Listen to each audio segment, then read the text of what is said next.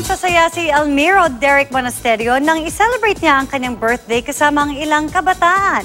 Makichika kay Lars Santiago. Maging si Derek Monasterio ay nagulat nang dumating siya sa venue ng kanyang birthday event sa San Jose del Monte, Bulacan. Sinalubong siya ng nakabibinging awit ng happy birthday mula sa mga taong dumagsa sa venue.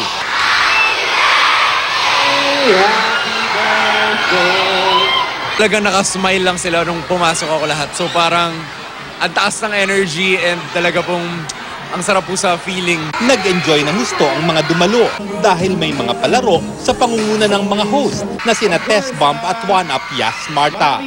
Natutuwa si Derek na natupad ang gusto niyang mag-celebrate ng birthday kasama ang mga batang salat sa buhay. Para sa akin yung birthday is time of giving. Lalo namang naging masaya nang magkaroon ng contest na Mulawin lookalike na sinalihan ng mga Almiro wannabes na pabunggahan sa kanilang mga pakpak.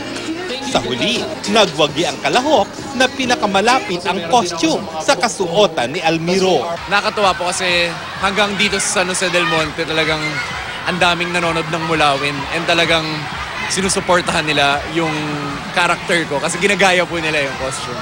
Ibinalita naman ni Derek ang maraming kapanapanabik na mangyayari sa Mulawin versus Ravenna, lalo na ngayong naging tao, sina Pagaspas at Lawiswis. Hahanapin po namin sila at itatry po namin silang ibalik sa dati.